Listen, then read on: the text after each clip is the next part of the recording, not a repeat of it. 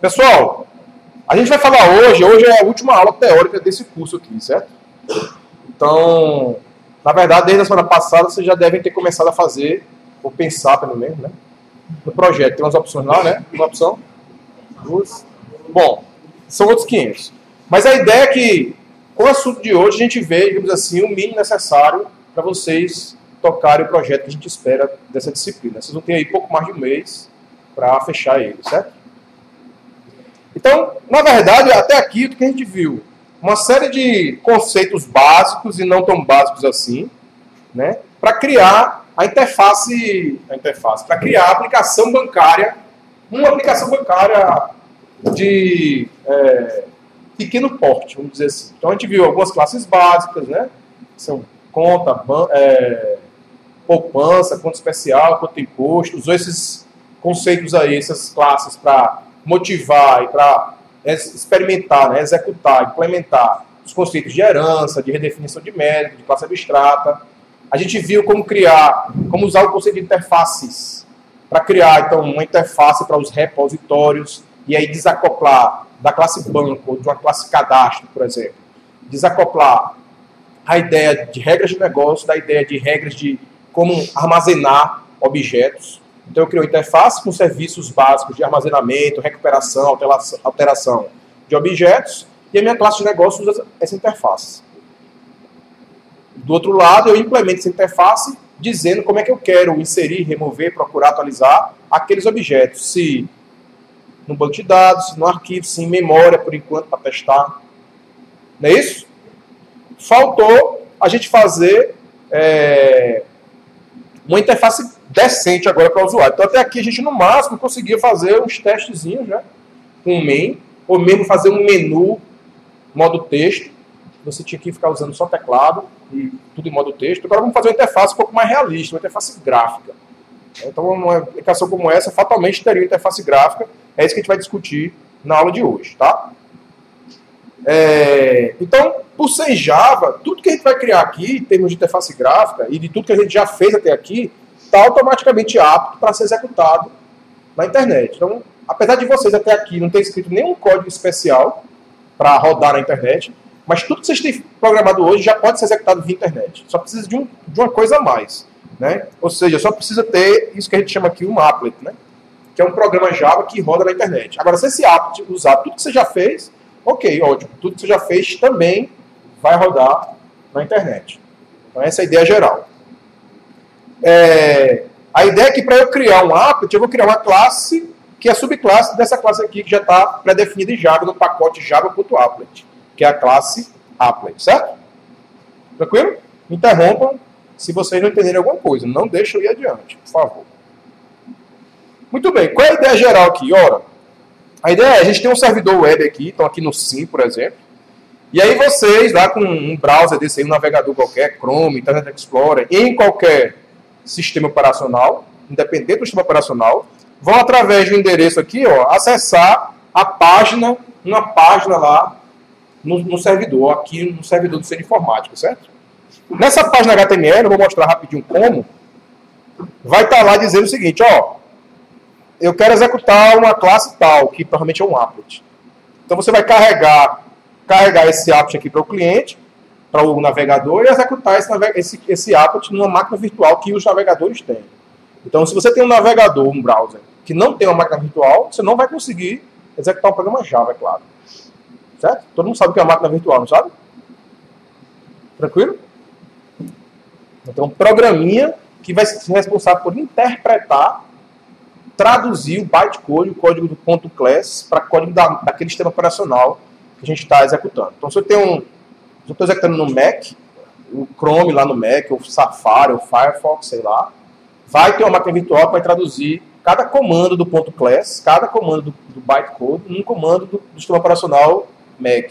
Se for no Windows, mesma coisa. Vai ter uma máquina virtual lá no browser, no Internet Explorer, que vai traduzir cada comando do bytecode que foi gerado para um comando Windows, para o Windows executar para a gente. Beleza? Então isso aqui é essa JVM aqui, a máquina virtual.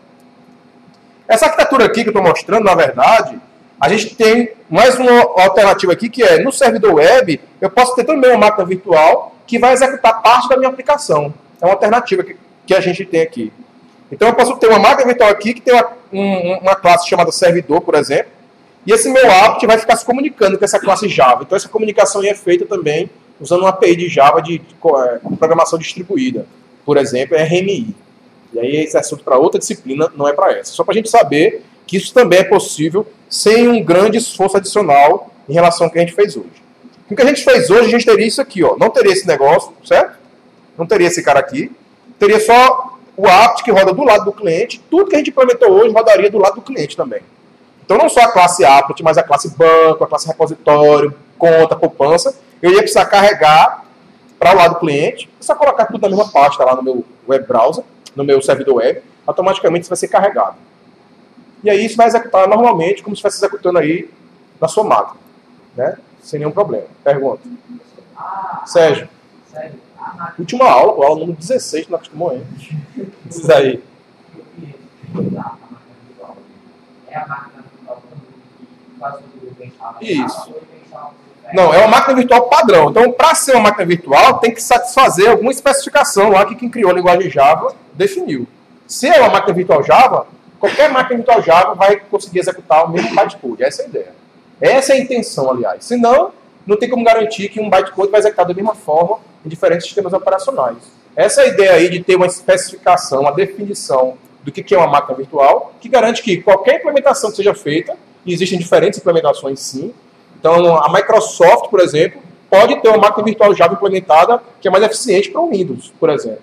Já a Apple pode implementar uma máquina virtual da Apple, por exemplo. E assim vai. Você vai criar um sistema operacional seu, chamado Sérgio, para me homenagear, e vai implementar uma máquina virtual para o sistema operacional Sérgio. E vai ser a máquina virtual mais eficiente de todas as outras. Pronto, não tem nenhum problema. Agora, você tem que obedecer algumas especificações para ser uma máquina virtual. Que especificações? Aí quando você for fazer, a gente vai atrás, certo? Mas tem isso definido. Todas elas vão rodar uma aplicação Java. Então a máquina virtual para um browser, aí alguém definiu isso, colocou lá dentro do browser. O cara que está prestando esse serviço é que definiu isso. A maioria dos browsers já tem essa máquina virtual. Então teve uma pendenga aí, uma época que a máquina virtual foi tirada do Internet Explorer, mas aí sempre tem a opção de você colocar. Então se você já entrou algum por exemplo, no Banco do Brasil, ele precisa usar a máquina virtual Java também. Então, se no teu browser apareceu o teclado virtual lá do Banco do Brasil, o login tem Java instalado já. Tá entendendo? Então é como um plugin que você instala, um Flash. Você vai no site que tem Flash, não tem, para você instalar. Mais ou menos essa é a ideia. Tá? Em tese, a maioria dos browsers de vocês já vai ter isso pronto aí, já está instalado aí, certo? A gente pode fazer um teste, inclusive, daqui a pouquinho. Tranquilo? Vamos lá. Então, assim, na verdade, para rodar na web, a ideia é isso, ó. Essa classe aqui, apt, que vai começar tudo. É como se fosse um membro. Para rodar aí no seu computador, no Eclipse, você tem que criar uma classe com o método main para executar essa classe, não é isso? Para rodar na web, não. A gente tem que criar uma classe que é um applet e vai executar esse applet. Pronto. É como se fosse o main de uma aplicação web. Beleza? Vamos mais para frente. Aí qual é a ideia? Então, assim, antes, na época que surgiu o Java, uma coisa que era muito utilizada era isso aqui, ó, HTML com JavaScript e CGI. Que hoje a gente pode traduzir, por exemplo, para HTML com ASP, por exemplo. Vocês ouviram falar de ASP já? Então esse CGI, ou esse ASP, ou mesmo JSP, que é o equivalente disso em Java, é um programinha que vai rodar do lado do servidor. Então isso aí é o tipo de aplicação que era usado muito e hoje ainda é muito usado. Que é o quê? Uma página HTML, que eu preencho dados, aperto no botão OK lá embaixo. Essa informação vai ser enviada para o servidor, que vai processar e devolver outra página HTML de resposta, certo? Todo mundo usa isso hoje em dia. Qual é a tecnologia que vai fazer isso? Tem diversas, tem várias. Né? Então, antigamente era sempre assim, baseado em formulários. Applet é uma alternativa para que ao invés de ser baseado no formulário, eu coloque uma aplicação ali no lugar do formulário. E ela vai executar ali dentro da minha página web. Tá? Qual é a ideia então? Uma das ideias é, primeira coisa, ora, se é uma aplicação Java, eu posso colocar qualquer quantidade de processamento de comandos que eu queira ali. Então, como programa Java, como qualquer outro. Tem algumas restriçõezinhas, eu vou discutir isso daqui a pouco. Então, ó, por exemplo, a gente pode, nessa figura aqui, ter um programa Java rodando no seu navegador, que se comunique diretamente com o programa Java que está rodando lá no servidor. Isso usando objetos, ao invés de usar strings, por exemplo. Então, qualquer tipo de processamento pode ser feito no lado do cliente. Com isso, eu evito, a ideia aqui, nesse ponto pelo menos, é evito sobrecarregar o servidor. Que se for uma página HTML, basicamente, todo o processamento vai ficar do lado do servidor. A página HTML vai só pegar as informações e jogar lá os strings para o servidor processar. Aqui não, aqui a gente pode colocar processamento aqui dentro e aí escolher. O que é que a gente deixa para o servidor? Então, por exemplo, a classe banco podia ficar do lado do servidor, ou seja, as regras de negócio, o acesso a dados está do lado do servidor. Outra opção, não. A classe banco fica do lado do applet, do lado do cliente. E aí as regras de negócio são executadas no cliente ainda, no browser. Eu só vou para a rede na hora de chamar o inserir, por exemplo, do repositório, porque eu estou usando uma versão do repositório que acessa um banco de dados que está no meu servidor. Aí o repositório, a classe repositório ainda está aqui no cliente, mas na hora de inserir de fato, ele vai se comunicar com o servidor para inserir no banco de dados, sei lá. Então eu tenho várias opções de como distribuir essa comunicação, do quanto de processamento eu coloco no lado do cliente ou no lado do servidor. Então essa é uma das vantagens aí da gente usar Java, certo? Applets nesse caso. Além disso, o fato da gente estar usando Java permite que a gente aplique todos os conceitos que a gente vem discutindo até aqui. Então, eu posso, por exemplo, escrever uma aplicação que tem exceções, é uma aplicação mais robusta, mais fácil de manter, uma aplicação que tem classes abstratas, interface, tudo que a gente discutiu, certo? Então, tudo que você fez hoje, até aqui, você nem pensou em rodar na web isso. Mas eu estou te dizendo que já está pronto para rodar na web, porque você fez em Java. Essa é a ideia, tá? Outras linguagens, eventualmente, oferecem esse serviço também, né? Não estou falando que é só Java, não. Estou falando que isso é uma vantagem de Java. Alguns problemas existem. Então, toda vez que alguém mostrar para você só benefícios, tem alguma coisa errada. Tem que ter, tudo na vida tem que ter benefício e malefício, vantagem e desvantagem. Tudo bem, você falou da parte boa. E a parte ruim, qual é? Então, primeira coisa. Vou falar que é da portabilidade, a primeira coisa. Então, você já deve ter ouvido falar, por mim, por Ricardo, mesmo em alguma outra situação, que existe uma API gráfica, que é a API AWT, que ela não é independente de plataforma. Até é portável, na verdade. O que é ser portável? Eu escrevo um programa e ele vai conseguir executar em qualquer sistema operacional que tenha máquina virtual para ele, é claro. Isso é ser portável. A outra coisa é ser independente de plataforma, que é, independente do sistema operacional que ele executar, ele vai sempre executar do mesmo jeito. Eu não vou perceber a diferença. O problema é, se eu usar a interface, a biblioteca AWT, de programação gráfica, né, de componentes gráficos, a implementação desses componentes ele não é independente de plataforma, porque ela pede para o sistema operacional desenhar vários dos componentes gráficos. Mais ou menos essa é a ideia. Ou seja, se eu programar uma interface gráfica com a AWT rodar no Windows, vai ter um aspecto visual. Se eu pegar esse mesmo .class e for rodar lá no Linux, ou no Macintosh, ou no sistema operacional Sergio, vai ter outra interface gráfica. Vai ter uma mudança nessa interface gráfica. Eu vou perceber a diferença. Pô, mas só o desenho que muda? É um pouquinho mais complicado, porque, por exemplo, eu posso desenhar lá uma caixa de texto, que o cara vai digitar alguma coisa e colocar aqui um botão de OK, certo? Só que essa caixa de texto eu fiz olhando para o Windows só. Funcionou, testei, beleza. Quando eu vou rodar no Linux, quando eu escrever alguma coisa nessa caixa de texto, porque é diferente no Linux, eu não tinha testado antes no Linux, o que eu escrever lá dentro eu não vou conseguir ver, por exemplo. Ficou muito pequena a caixa de texto. Então, se eu escrever Sérgio, vai aparecer assim. Assim, ó, Sérgio. Então, essa parte de baixo aqui não vai aparecer. Se eu vou ver essa parte de cima, aí vai dificultar o uso, certo? É exatamente isso que acontecia antigamente, por exemplo. Quando você rodava no Linux, no Windows, um programa que você fez para o Windows, você rodava no Linux, ou no Unix, diminuía, o tamanho da fonte aumentava demais, por exemplo. Como se fosse isso. Aí você não conseguia enxergar o que você estava digitando na caixa de texto. Aí, ou seja, mas você digitava, apertava no OK e funcionava normalmente. Então funciona, só que você teria que debugar ou ter talvez diferentes versões, dependendo do sistema operacional que você fosse executar. Mas o fato é, a gente resolveu esse problema, aliás. Eles resolveram esse problema. Então tem uma API gráfica que chama Swing, é bem antiga já. E a partir do Swing, já tem outras APIs gráficas, mas a partir do Swing, que é o que a gente vai usar aqui para testar, já não tem mais esse problema, porque Swing é independente de plataforma. É todo implementado em Java. Então, o mesmo programa que você vai ver executado no Linux, quando você vai para o Unix, para o Macintosh, para o Windows, não vai ter diferença nenhuma na tela, por exemplo, certo? Vai ser a mesma coisa.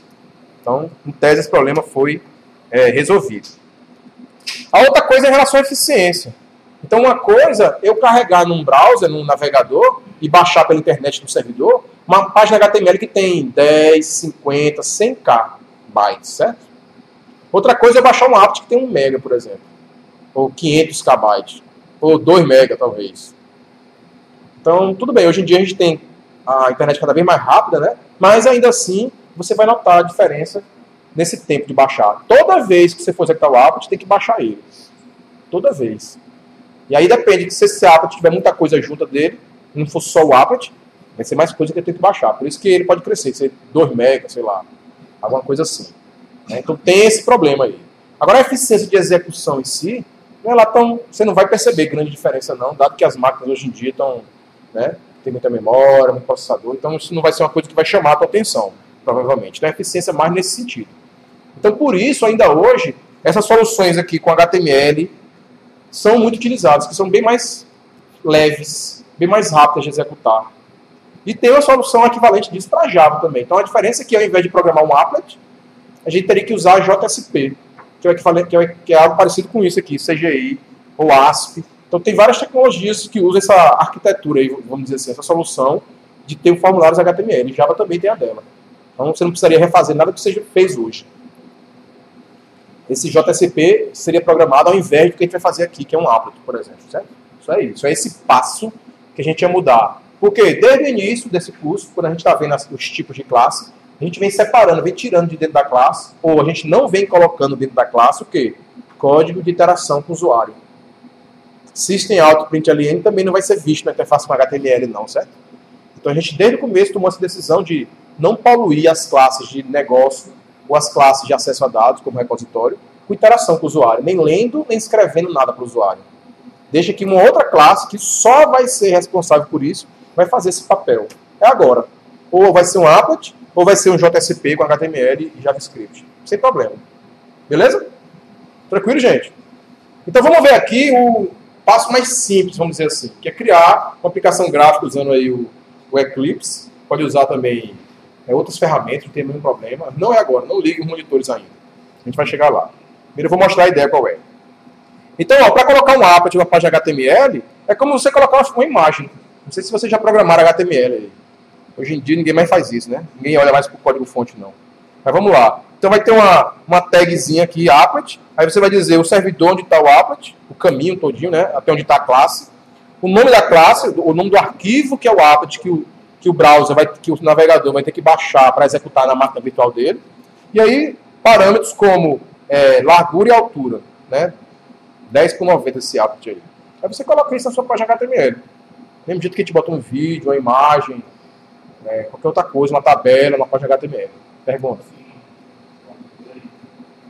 A altura e a largura então é como se fosse 10 por 90 que esse applet tem, né? 10 de largura, 90 de altura. É o tamanho que ele vai aparecer no HTML. Quando você coloca uma imagem na página HTML, você diz isso também. Você diz a largura e a altura que ela vai ter. Se não disser nada, vai ficar do tamanho original dela lá. Então você pode restringir qual o tamanho que ela vai aparecer na página HTML. Mesma coisa com o applet, certo? São parâmetros adicionais, digamos assim. Beleza? Olha aí, então, como qualquer outra classe em Java, né, a gente vai criar então um public class, a nossa applet banco aqui. E a diferença, ou ele se torna um applet no momento que eu digo que ele herda da classe applet. Se eu herdo de, eu sou um, não é isso? Poupança herda de conta. Poupança é uma conta. Se applet banco herda de applet banco é um applet. Essa é a ideia. Então eu vou herdar e eu vou me comportar eu vou herdar tudo que o applet tem, logo eu vou me comportar como applet. Devo me comportar como applet, certo? Tranquilo? Então, a primeira coisa que eu fiz aqui foi colocar um atributo, que é o quê? O banco.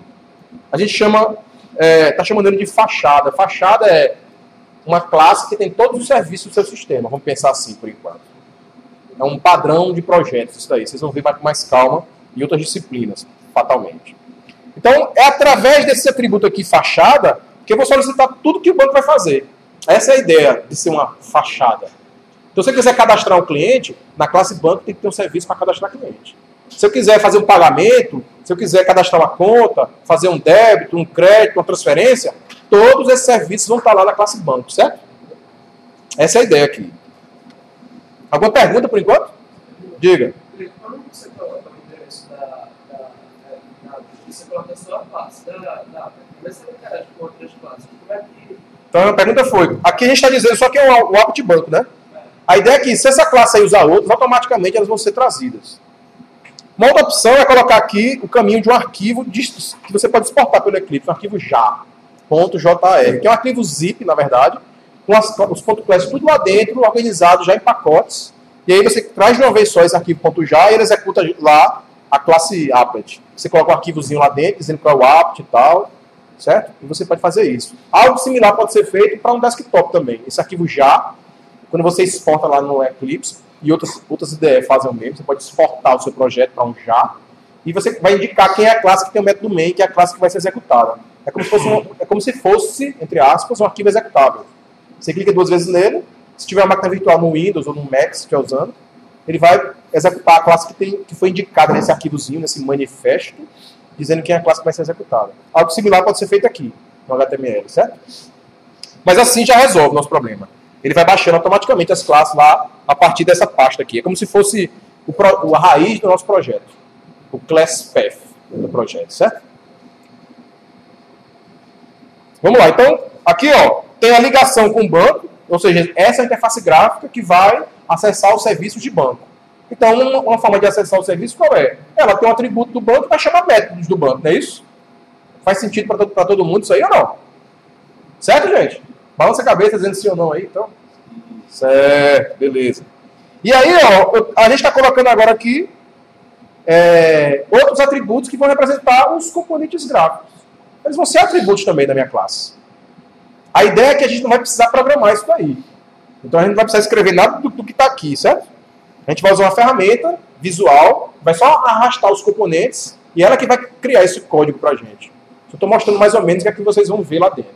Então, isso aqui a gente programou, mas essa parte aqui não. Mas aqui eu estou colocando um botão, uma caixa de texto, um rótulo, certo? A outra coisa não precisa ser um applet para ser uma interface gráfica. Um applet é um programa que roda na internet, que vai ser uma interface gráfica também no nosso caso. Tá? Mas eu posso fazer uma interface gráfica de outro tipo, que não é um applet. O sinal é que nós vamos fazer aqui, sei lá, um frame, que é uma janela, que pode rodar aqui em qualquer desktop desse. E aí, para botar ele para rodar na internet, é só criar um applet que tem um botão que diz iniciar o sistema. E abre esse frame numa tela separada, inclusive, do seu navegador. É possível fazer isso trivialmente, tá? Então, vamos entender um pouquinho qual é a ideia de programação visual em Java, tá? Então, existem basicamente 2 tipos de componentes. Então, são os controles e tem os containers, né? Então, a ideia é que os controles são os componentes que você, de fato, vai manipular. Uma caixa de texto, um botão, uma lista, um checkbox, você vai marcar e desmarcar, dependendo de como você vai programar a sua interface gráfica, certo? E os containers são... containers, né? Contém os controles, certo? Um container, ele contém controles, como a gente está vendo aqui, e ele pode conter outros containers, certo? Então aqui a gente tem uma interface gráfica que dentro dela tem um outro container aqui, que pode ser uma área que tem uma cor de fundo diferente para chamar atenção, sei lá. E dentro desse segundo container aqui tem mais 2 controles, certo? Então existem vários tipos de containers, ou seja, tipos de objetos, tipos de classe que vão conter outras coisas, e vários tipos de controle, que é o que a gente vai querer programar, como o usuário vai interagir com o sistema da gente, né, via os controles. Então a gente tem a classe mãe de todo mundo, ó, container, painel, janela, frame, diálogo, applet, são exemplos de containers. E de controles tem botão, canvas, que é uma área que a gente pode desenhar dentro dela, rótulo, caixa de texto, choice, list, são componentes também. A ideia é que a gente não vai usar WT, certo? A gente só está mostrando aí os componentes, digamos assim, mais os pais, vamos dizer assim, os mais antigos. O que a gente vai usar são componentes do swing, que basicamente tem esses mesmos nomes aí, só que começa com a letra J. Então tem um JButton, JButton, certo? JCanvas, JLabel. Tudo vai ter um componente de swing para cada um desses aqui, e vão ter vários outros componentes swings que não existem no WT. Então a WT é uma API gráfica que parou de evoluir, né? Está em total desuso, então basicamente ninguém mais usa essa API. E a gente usa Swing, no lugar dela. Então, os nomes foram mantidos, mas tem uma letra mais no começo aí para diferenciar, claro. Tá? Então, ó, uma possível interface gráfica para a nossa aplicação bancária é essa daqui, ó. O AppTbank tem um container, tá aqui, certo? E a gente está criando aí, usar um rótulo, uma caixa de texto, um botão, e dentro desse container tem outro container, que é um painel, que tem uma caixa de texto e um rótulo. Como assim, Sérgio? Isso aqui, obviamente, é uma visão abstrata. Então, na prática, vai ser uma coisa parecida com essa aqui, ó. Então, um rótulo é isso aqui que é um rótulo. Isso aqui é um rótulo. Uma caixa de texto, quem vai digitar alguma coisa. É um rótulo mesmo? É, um caixa de texto e um botão, certo? Então, essa é a ideia de uma interface muito simples para banco, que eu posso digitar aqui o número da conta, apertar em saldo e aqui vai aparecer a resposta. Dessa caixa de texto. Mas essa conta não é minha, não. Certo? Minha conta deve ter uns 12 ou 13 reais, um pouquinho mais. Tranquilo?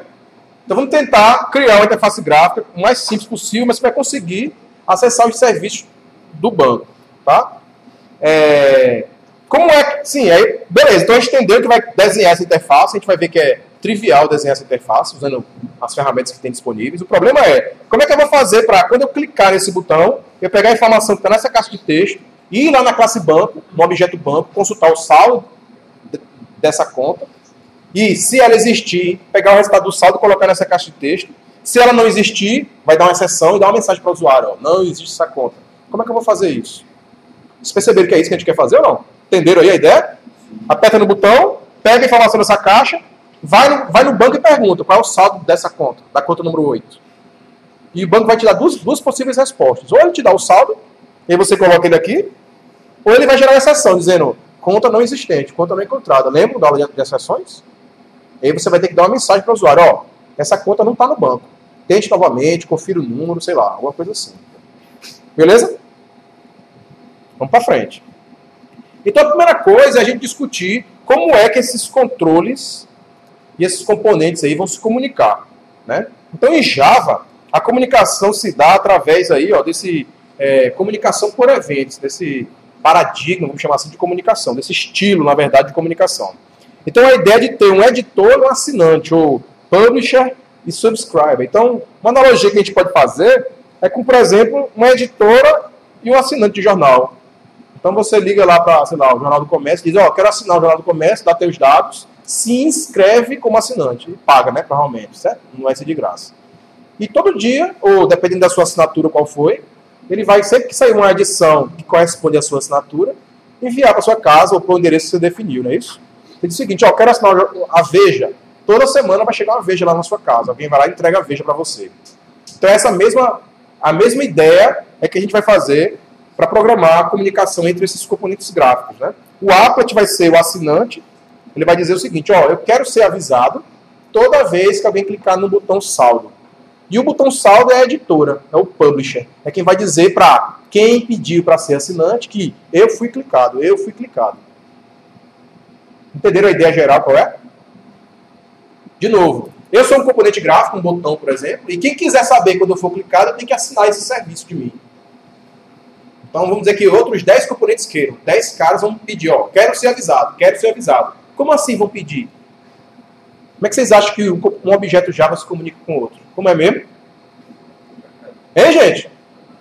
Chamando método, não é não? Então eu, botão, tenho que ter um método chamado, sei lá, assinar, ou me avisa, alguma coisa assim. Um método que alguém vai chamar de mim dizendo, eu quero ser avisado. E eu vou ter que depois dizer para quem for assinante desse serviço, quando eu for clicado, eu tenho que sair avisando. Eita, fui clicado, para todo mundo. Como é que eu aviso todo mundo? Chamando o método. Em Java, a comunicação é por chamada de métodos, primordialmente, certo? Então tem que ter um método de cada lado aí, desses caras. Então a gente está dizendo que esse tipo de comunicação aí, que é por eventos, ela é assíncrona. Exatamente porque tem dois métodos. O cara vai me chamar um método dizendo me avisa quando algo acontecer, e só quando esse algo acontecer é que eu vou chamar de volta o método de quem pediu para ser avisado. Se fosse síncrona, eu chamo o método creditar e já vou ter a resposta na hora, se deu certo ou não. Ele vai fazer o que está na hora. Ou qual é o saldo, e eu fico esperando ele devolver o saldo. Se for void, eu não espero ele devolver, eu só espero ele executar. Quando ele termina, aí eu continuo. Já o assíncrono, não. peço um serviço e vou embora. Em algum momento, esse serviço vai me ser devolvido. E eu não sei quando. E nem se é que esse serviço vai terminar, vai ser devolvido em algum momento. Essa é a diferença. Então, no ciclo, eu chamo o método e já tenho a resposta. No ciclo, eu chamo o método. E em algum momento, alguém vai me chamar o método de volta e me devolver na resposta. Tranquilo? Beleza, gente? Essa é a ideia. Então, a gente precisa de dois métodos, né? Um no lado do botão, por exemplo, e um no lado de quem quer ser avisado pelo botão. Então, um método do lado do editor, que os assinantes vão usar para se inscrever, e outro método no lado do assinante, que o editor vai usar para avisar. Está aqui a versão nova da Veja, está aqui a versão nova da Veja, devolvendo o resultado do evento. Beleza? Como a gente programa isso, hein? Que tal isso aqui, ó? Então, a nossa classe botão, vamos fazer o lado do que está programando o botão aqui, para entender melhor. A classe botão vai ter um array de objetos. Certo? E tem um método aqui, assinar, que qualquer objeto que queira assinar, o assinar aqui é o evento que vai dizer o seguinte, o botão foi clicado, para simplificar a nossa vida, certo? Eu coloco esse objeto no array de assinantes, incremento aqui. Então isso permite que eu tenha N assinantes, né? Tantos quanto for o tamanho do array de objetos que eu criar. Se eu criar um array tamanho 1000, eu posso ter 1000 assinantes. E assim por diante. Beleza? Quando eu for clicado, é eu que sei. O botão, é que sei quando eu vou ser clicado. Como assim ele sabe? Isso são outros 500, não vamos se preocupar com isso agora. Mas quando eu souber que eu for clicado, eu vou executar esse método aqui, ó, avisar. Ele é um método privado, interno do botão. Só o botão que vai executar esse método. O que esse método faz? Varre todos os assinantes, todos os objetos que estão na rede de assinantes, chamando o método dizendo o seguinte, ó, fui clicado. O botão que você pediu para ser avisado quando fosse clicado, foi clicado agora. Faz sentido isso daí? Na cabeça de vocês? Tá tranquilo, gente? Preste atenção, olha pra cá. Tranquilo? Sim. Obrigado. Só que tem um problema só aí, né? Vocês sabem o que é essa classe Object, não sabem ou não? Quem não sabe o que é a classe Object? Quem não sabe o que é a classe Object? Ou seja, todo objeto em Java é um subtipo da classe Object, né? Então, quando eu digo que eu tenho uma rede de objetos, qualquer objeto que eu crie em Java, da classe que eu criar, da classe que eu defina, eu vou conseguir colocar dentro desse array, né? Qualquer objeto eu vou conseguir passar esse método aqui, certo? Só que na classe Object, que já está definida em Java, pré-definida, a gente não tem esse método do botão clicado, né? Não sei se vocês já olharam, mas eu estou dizendo, não tem. Se tivesse, seria em inglês, não seria botão clicado, certo? Mas não tem. Ou seja, será que é qualquer objeto mesmo que eu quero que seja um assinante? Ou só objetos que tenham esse método botão clicado, ou seja, que são passíveis de serem avisados quando o botão for clicado, realmente? Faz sentido isso ou não? Como é que eu vou obrigar só pode ser assinante quem tiver o método botão clicado? Como é que eu faço isso? Oi? Com interface. Vocês entenderam isso? Hein, gente? Quem não entendeu isso? Como é que você acha que eu poderia dizer o seguinte? Vamos lá, estou fazendo um parênteses agora, certo? Para quem não entendeu só essa. Só quem não entendeu que pode responder essa agora. Como é que vocês acham que eu posso fazer para dizer o seguinte? Ao invés de qualquer um poder ser um assinante, ao invés de qualquer objeto poder ser passado para dizer que é um assinante, como é que eu posso restringir e dizer, não, só objetos que tenham o método X, por exemplo? Como é que eu faria isso? Só quem disse que não entendeu é que pode responder essa. Será que tem como definir um tipo, uma classe, que só tem o método X e obrigar todo mundo que quiser ser um assinante a herdar daquela classe, por exemplo, ou seja, vai ter o método X também? Ou definir uma interface que só tem o método X e obrigar todo mundo que queira ser um assinante a implementar aquela interface? Você consegue enxergar isso ou não? Sim ou não? Quem disse que não entendeu tem que dizer sim ou não. Beleza. Oi.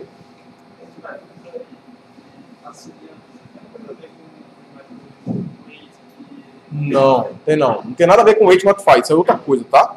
Isso aí é para controle de concorrência, isso aí. Vamos lá, então, eu vou chegar na construção aí da solução, certo? O botão vai ter de chamar sempre o mesmo método de quem for assinante. Só que na classe Object não tem esse método, ou seja, nada impede que eu crie um objeto da classe conta, por exemplo, que só tem creditar, debitar, saldo e transferir, e passa esse objeto conta para cá. Tem alguma coisa que impeça fazer isso? Hein? Não, porque o objeto conta é object também. Só que quando eu chegar aqui nessa linha, não vai ter esse método botão clicado lá no objeto conta. Aliás, se eu compilar esse código aqui, ele não vai compilar, certo? Por que ele não vai compilar? Porque assinantes é um array de objetos, um elemento do array é um object, na classe object não tem esse método. Erro de compilação. Eu teria que dar um cast aí, né? Para um tipo que tem esse método. Qual é o tipo que tem esse método? Não sei, não criei ele ainda. Eu que estou inventando agora esses nomes. Certo, gente? Então a gente precisa criar um tipo, que é um tipo que diz o seguinte: quem quiser ser um assinante tem que ser desse tipo aqui, assinante. Melhor nome até para ele, né? E todo assinante tem que ter esse método aqui, botão clicado. O que esse método vai fazer? Vai fazer exatamente o que você quer fazer quando o botão for clicado. Tem como eu programar esse método agora, dizer o que é que todo mundo vai querer fazer quando o botão for clicado? Não tem, né? Então seria um método abstrato. Um tipo que só tem um método abstrato é o quê? Uma interface. Podia ser uma classe abstrata? Poderia, mas não ia ter nenhum atributo, não ia ter construtor, nenhum método concreto. Ele só iria obrigar quem quisesse ser um assinante a herdar da classe abstrata. Se quem quisesse ser um assinante já herdasse de outro lugar, por exemplo, a classe applet da gente, já herda de applet. Não ia poder ser um assinante. Por isso que eu vou usar uma interface. Que aí quem quiser ser um assinante, basta implementar uma interface. E qualquer classe pode implementar N interfaces. Pode herdar de uma classe e implementar N interfaces. Beleza? Por isso que a gente vai usar a interface, não a classe abstrata. Aqui, ó. Então, vamos declarar uma interface chamada assinante, que só tem um método lá dentro. Botão clicado. Quem quiser ser assinante tem que implementar essa interface. Ou seja, obrigatoriamente vai ter que definir o método botão clicado. Ou seja, o que é que você vai fazer quando o botão que você pediu para ser avisado for clicado? Tranquilo? Tranquilo, gente? O que é que eu vou mudar agora? Lá na minha classe botão, tem um array de objetos. Vai ter que ter um array de quê? De assinante. Então só vai entrar lá agora quem já tiver esse método programado. Quem for um assinante. Faz sentido isso ou não? Então, ó, agora vai ser um array de assinantes. O assinar recebe o assinante. Agora compila, não compila? Tem esse método nessa classe aqui. Nessa interface, melhor dizendo, né? Tranquilo, gente? Alguém quer que eu explique de outra forma? Ainda bem, porque eu acho que não ia conseguir, não. Tô brincando. A gente sempre dá um jeito. Beleza, só que, obviamente, a classe não chama botão, nem a interface chama assinante, nem o método chama botão clicado. É tudo em inglês, certo? Isso aí já está pronto. Estou mostrando para a gente ter uma ideia de como é que isso foi feito. Né? Então, a classe é JButton, certo? Assinante chama ActionListener, é um escutador de ação, um ouvidor de ação, certo? E o botão clicado é Action Performed, a ação aconteceu. Que ação? Botão clicado. Mas a ideia é exatamente a mesma, só muda os nomes. E melhor, a gente não vai ter que programar isso, nem vai ter que manipular esses caras aí. A interface a ferramenta que a gente vai usar para criar a interface gráfica vai criar automaticamente. A gente só precisa entender o que ela está fazendo, é importante, enquanto programador, certo? Alguma pergunta até aqui? Vamos lá. Então, ó, o meu applet banco, por exemplo, pode implementar a interface ActionListener e pedir para a classe button para ser um assinante. Como é que é o método assinar? Ele também muda. Em vez de ser assinar, adiciona um ActionListener. Add ActionListener. E o applet se adiciona com o ActionListener do botão. Quando o botão for clicado, ele vai chamar do applet que método? Action Performed. Então a classe applet banco vai programar o método Action Performed para dizer o que vai ter que ser feito quando o botão for clicado. Pronto. O que vai fazer quando aquele botão saldo for clicado? Pega o texto que está naquela caixa de texto que ele colocou lá em cima, transforma isso para um double. Ah, não, é número, né? Não precisa transformar, não. Pega o string mesmo. Chama da classe banco o método saldo, passando esse string. Pega de volta um double, que é o saldo resultante daquela conta, coloca esse double na caixa de texto daquela área de baixo. Estão lembrados disso ou não? Ou como assim? Que era de baixo, que era de cima? Vamos ver aqui rapidinho de novo. Isso aqui, ó, né? Então eu vou pegar o texto que está aqui em cima, dessa área de cima aqui, dessa caixa de texto. Quando eu clicar no botão saldo, vai chamar o Action Performed do applet. O applet pega esse texto, chama o método saldo do banco, pega a resposta e coloca nessa outra caixa de texto. Se não existir uma conta com esse número, vai dar uma exceção. E o tratamento da exceção aqui vai ser, abre uma janelinha dizendo, conta não encontrada, não existe a conta número 8. Confira o número da conta, sei lá. Alguma coisa assim. Beleza? Tranquilo até aqui? Então, ó, na verdade, voltando agora para o código-fonte do nosso applet, vamos ver o que é que está sendo gerado. Toda vez que eu puxar o componente gráfico para dentro do meu applet, ele vai definir um atributo daquele tipo, daquele componente, e vai criar um comando que inicializa aquele componente, que cria um objeto dele, que define o posicionamento dele, que diz qual é o texto que está no botão, para você dizer, sei lá, saldo, por exemplo. Certo? E assim por diante. E, finalmente, mais importante que essa parte de botão e de evento, o que vai acontecer é o seguinte, além desse código todo aqui, que vai criar um objeto botão, dizer a posição dele no eixo XY, a largura e a altura do botão, que ele vai aparecer, e dizer que o texto que vai estar escrito nesse botão, nesse caso aqui, é creditar. Isso tudo vai ser feito automaticamente, a gente não vai precisar programar nenhuma linha dessa. Certo? Aí você vai dizer assim, quero programar a parte de eventos também do botão, que é dizer o que vai ser feito quando o botão for clicado, certo?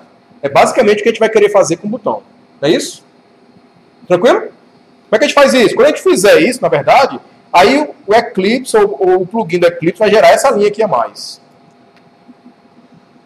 Que é essa que está falando aí do assinante. Então, no botão vai ter aquele método que eu falei agora, chamado add-action-listener, que é o equivalente àquele método assinar, que recebe um assinante e coloca ele numa rede de assinantes. Então, aqui não recebe um assinante qualquer, recebe um action listener, né? Um objeto que implementa a interface action listener. Estão lembrados? Então, o que essa interface tem? Só um método, botão clicado. Aliás, action performance, certo? Tranquilo, gente? Só que o código, na verdade, não é tão bonitinho assim, não. Quem é esse assinante aqui? Ele vai criar na hora esse objeto. É um código, digamos assim, nojento. Certo? Vocês ouviram aí atrás? Aí ele vai clicar. Eu vou mostrar aí no código que vai ser gerado. Só um segundo. Então, ó, na verdade, o código que vai aparecer aí entre se abre e fecha parênteses, ou seja, chamando o método, passando parâmetro, é um código talvez surpreendente para alguns de vocês aí. Então, o que ele vai fazer nesse quadrado aí, ele é new action listener. O que é mesmo action listener? É o equivalente àquele assinante da gente. É o que mesmo isso? A classe, né? Não. É uma interface. Posso fazer um new de uma interface? Podia não, né? Mas eu disse que ele está fazendo isso, né? Então, eu estou fazendo new de uma interface. Só que new interface, abre e fecha parênteses, abre chaves, fecha chaves. Como é? New, a interface, abre chave, fecha chaves. É. Ele está programando a interface na hora, implementando ela na hora. A gente chama isso aí classe anônima. É como se ele estivesse declarando a classe que implementa a interface e dando a implementação dessa interface naquele momento. O que seria menos nojento? Criar uma classe por fora, que implementa a interface, que tem lá o método ActionPerform programado. O que ele não faz? Qual foi a decisão dele? Provavelmente o seguinte, essa classe não ia servir para mais nada, a não ser para essa linha. Só vou criar uma vez esse objeto, nessa linha. Então a decisão foi, vamos criar uma classe anônima. Na verdade, eu não crio uma classe anônima, eu já crio um objeto de uma classe anônima aí. Só um objeto eu vou precisar. Só que a desvantagem é que fica um código mais difícil de entender. Certo? Mais complicado. Que para quem está começando a programar não seria tão recomendado assim. Beleza?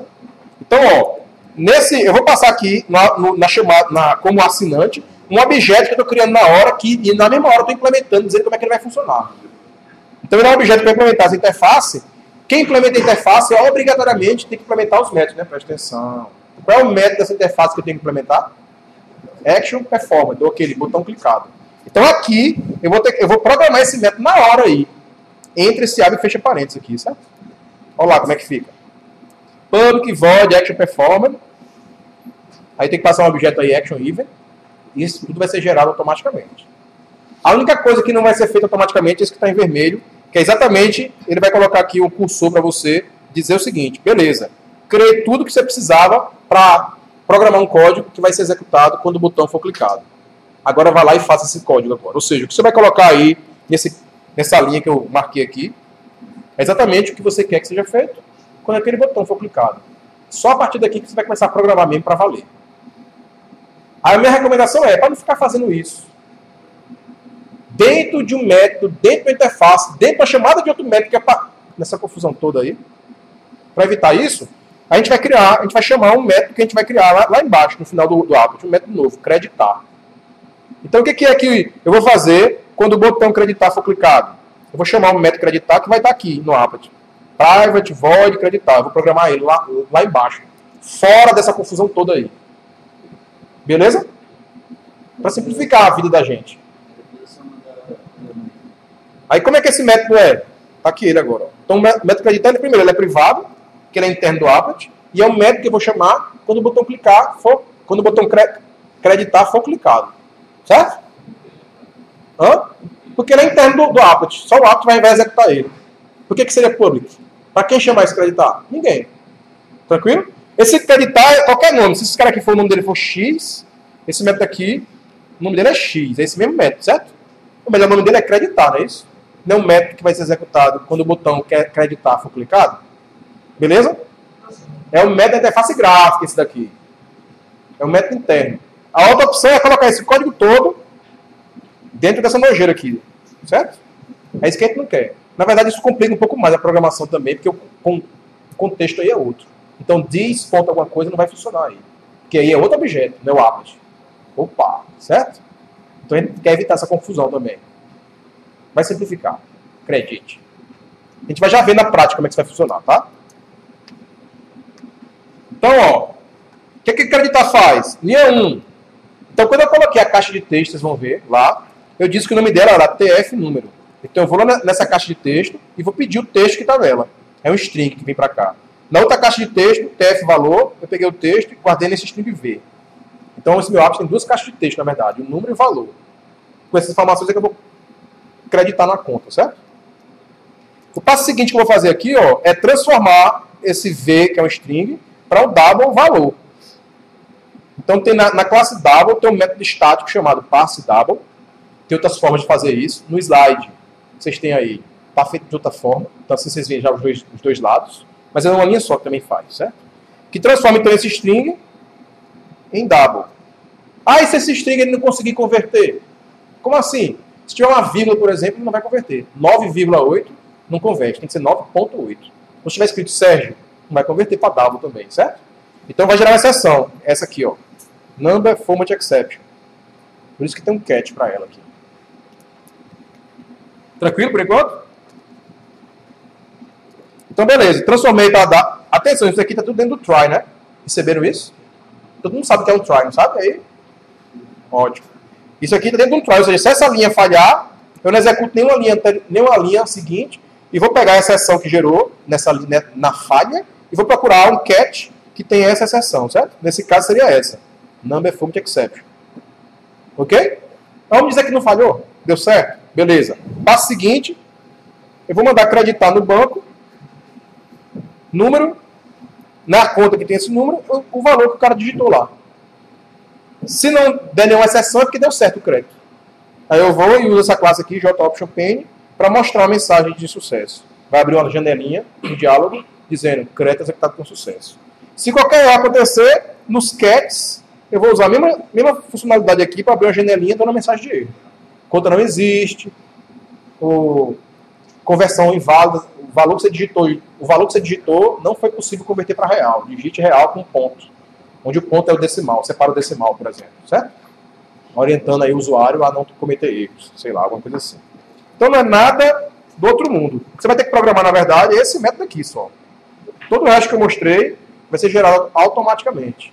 A gente vai só puxar os componentes gráficos, clicar lá nos botões, para mandar, por exemplo, gerar essa parte de eventos aí. Vou já mostrar como é que a gente vai fazer isso. Ok? Pergunta?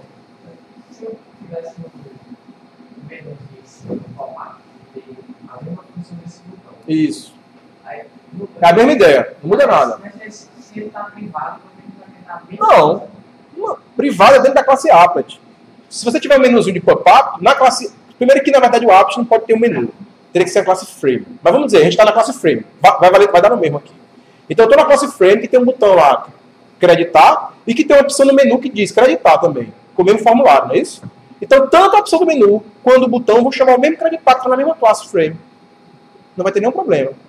Você vai gerar um evento do botão, que vai gerar aquele código complexo todo, e você vai fazer, chama o método creditar, e vai fazer um evento no menu, com a mesma ideia, vai ter um evento associado ao menu também, que vai gerar esse código meio complicado também, e onde isso aqui eles têm que implementar, você chama de acreditar. Pronto. Vai ter o mesmo efeito clicar no botão ou clicar no menu. Beleza? Nenhum estresse. O fato dele ser privado impede que outras classes chamem métodos dele. A classe interna é uma classe que está dentro, vai conseguir ver esse método privado. Essa é uma das coisas que a classe interna pode fazer. Certo? Beleza, gente? Então, ó, antes de eu mostrar o código, eu demonstrar funcionando aqui o Eclipse. Aliás, logo nessa máquina aqui pra mim, por favor. Vale discutir aqui alguns aspectos de segurança que os applets têm que satisfazer, certo? Então, a primeira coisa é, quando você baixa um applet no navegador, antigamente a gente chamava isso de folheador. Olha como tá velho esse slide. Quando a gente folheava páginas, né? Páginas web. Quando a gente baixa um applet no navegador, algumas restrições de segurança têm que ser observadas, senão vocês ficariam até com medo de usar, né? A primeira coisa é, um applet não consegue acesso a arquivos da máquina. Ele não vai conseguir copiar um arquivo teu ou apagar um arquivo teu, por exemplo. Não consegue se conectar com outro servidor que não o servidor de onde você baixou ele. Então, se você baixar um applet da Receita Federal, há uma garantia de que ele só vai conseguir mandar informações para o servidor da Receita Federal que você baixou, por exemplo. Tá? E eu não consigo usar métodos nativos, ou seja, mandar formatar para o computador, por exemplo. Ou executar qualquer DLL lá do teu computador, no caso do Windows. Ok? Isso, qual é a ideia? Toda vez que você baixa um código via web, um applet, ele vai colocar esse applet para executar num que a gente chama de sandbox, caixa de areia. É uma analogia lá de playground. Você leva seu filho lá no playground, bota ele na caixa de areia, ele fica seguro ali, não sai dali. E aí ele está limitado no que ele pode fazer naquela caixa de areia. É mais ou menos essa ideia aqui. Tá? Então, qualquer aplicação Java que rodar no sandbox vai ter essas três limitações aqui. Beleza? Para dar segurança para o usuário. Agora, essas restrições podem ser eliminadas, ou seja, eu posso dar a liberdade do meu applet sair do sandbox, executar fora do sandbox, se esse applet for assinado e transmitido com segurança, criptografado, certo? Como assim? Ele ser assinado significa eu garantir né? Quem foi que programou aquele applet, quem foi que gerou. Tem um nomezinho mais técnico para isso, eu saio da minha memória aqui. Eu garantir a autoria, é isso. Quem foi o autor daquele applet. E aí ele vai funcionar como qualquer aplicação funciona no seu computador. Você vai lá e instala no seu computador. Poxa, ou seja, é muito seguro isso, né? Do mesmo jeito que é inseguro você pegar um CD qualquer e instalar ele no seu computador. Mas você que fez essa escolha. Então, todo applet seguro, antes de começar a executar, vai perguntar para você, opa, o navegador vai perguntar para você, aqui tem um applet do Banco do Brasil S.A. E ele, o navegador, já checou se esse Banco do Brasil é mesmo o Banco do Brasil. Tem toda a implementação dessa ideia de quem certifica que aquele cara é mesmo que ele está dizendo que é na web. Então tem todo esse serviço já pronto, essa infraestrutura aí já pronta por baixo, e é ela que é usada nesse caso aí. Então ele vai dizer, ó, Banco do Brasil, a gente está dizendo que quem está dizendo que é Banco do Brasil, de fato, é o Banco do Brasil. Essa aplicação foi feita pelo Banco do Brasil. Você confia que essa aplicação do Banco do Brasil execute aí com acesso total ao seu computador? Você pode dizer não. Do mesmo jeito que vai vir uma atualização do Windows, você confia em atualizar o Windows, você pode dizer que não confia na Microsoft ou não instalar. Mas não é essa a ideia.